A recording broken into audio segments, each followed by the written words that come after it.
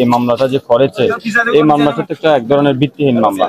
পূর্বের অজুহাত ধরে ওদেরকে আসামি করা হয়েছে। আমি প্রশাসনের দৃষ্টি আকর্ষণ করছি উক্ত মামলা থেকে অব্যাহত দেওয়ার জন্য আকুল আবেদন। এই তো এটা আসলে নাম ধরে বলার কিছু নেই, এটা পুরা মহেশখালীর একটা বৈশিষ্ট্য। এখানে জমিদারি রাজনীতি চলে এবং গোষ্ঠী গোষ্ঠী দ্বন্দ্ব চলে। এটা কালারমাত্রা ইউনিয়নে সবচেয়ে বেশি চলে। মিথ্যে মামলা, ষড়যন্ত্রের মিথ্যে মামলা। নাজির ট্রেকের লোকগুলা মুশকিল থানায় আসামি কেন? মহেশখালীর কালামাত্রাতে দীর্ঘদিন ধরে আওয়ামী লীগ পিরিয়ডেও গোষ্ঠীগত রাজনীতি চলছে। এটা পুরো মহেশখালীতেই চলে। এটারই বলে হচ্ছে আমাদের সুলাইমান নামের যে স্টুডেন্ট থাকে ইতিমধ্যে মামলাতে দেওয়া হয়েছে। এই দিন কোস্টগার্ড উপস্থিত থাকার পরেও যে বাদী গ্রুপ তারা এই মামলাটা যে করেছে, এই মামলাটা তো এক ধরনের ভিত্তিহীন মামলা। যে লোকটার বিরুদ্ধে 1 নম্বর আসামি দিয়ে মামলা করেছে সুলাইমান, সে তো এখানে ছিল। এটা তো আপনাদের এই ভিডিও ফুটেজও প্রমাণ আছে। তো এই গোষ্ঠীগত দ্বন্দ্বের ফসল হিসেবে যদি কোনো পরিবার এবং পরিবারের সদস্যদেরকে বলি করা হয়, বিশেষ করে সুলাইমান যে তো একজন স্টুডেন্ট, অনার্স 3rd ইয়ারে পড়ে চট্টগ্রাম কলেজে, এটা আসলে এক ধরনের মানবতা বিরোধী অপরাধ, মানবাধিকার লঙ্ঘন। আমরা মনে করি যে মহেশখালীতে যেগুলো চলছে গোষ্ঠীগত রাজনীতি, এগুলো শেষ হওয়া উচিত। এটারই সর্বশেষ বলে হতে যাচ্ছে এরা। এই স্টুডেন্টের 24 তারিখ পরীক্ষা।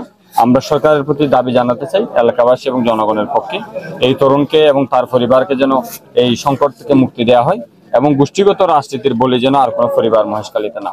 সাধারণ মানুষ এই গত 8 তারিখ 8:56 সময় খালামাসারার হোসেন বদ্দারের ছেলে ফরিদুল আলম কক্সবাজার সদর লালডির পশ্চিমের পার মুজাহিদ হোটেলে আমার সাথে বসা ছিল। ওটা ভিডিও আমার কাছে আছে। কিন্তু সকালে শুনলাম ওখানে একটা খালামাসারায় একটা হত্যা হয়েছে।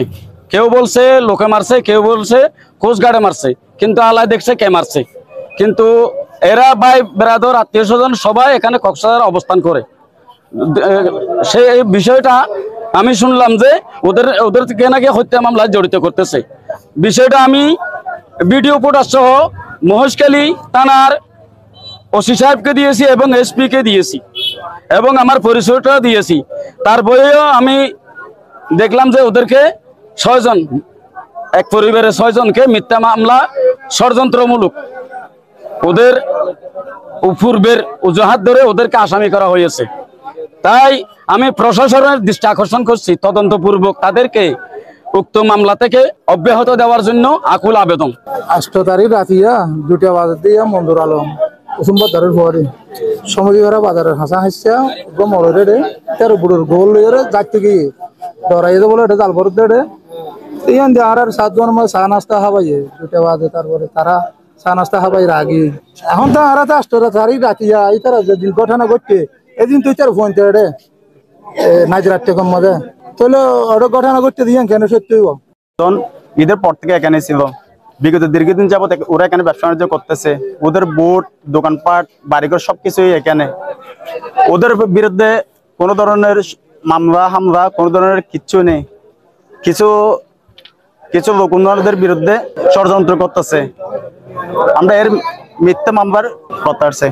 সুলাইমান ভাই আর মঞ্জুর আলম ভাই সেদিন রাতে আমার কাছে মানি রোহানি চিকিৎসার জন্য একটা ছেলে নিয়ে গেছিল। ঘুম থেকে উঠে ওকে মানি চিকিৎসা করছি আর কি। দোয়া কালাম পরে কিছুক্ষণ চিকিৎসা করছি, এরপর ওরা এদিকে চলে আসছে। মানে মোট কথা হচ্ছে ওরা তো কক্সবাজারে ছিল। যে মিথ্যা মামলা বিষয়ে আমরা তো সবাই প্রত্যাহার চাই। এই তো এটা আসলে নাম ধরে বলার কিছু নেই, এটা পুরা মহেশখালীর একটা বৈশিষ্ট্য। এখানে জমিদারি রাজনীতি চলে এবং গোষ্ঠী গোষ্ঠী দ্বন্দ্ব চলে। এটা কালারমাত্রা ইউনিয়নে সবচেয়ে বেশি চলে। এটা কক্সবাজারের জন্য এটা কুখ্যাত একটা কালারমাত্রা।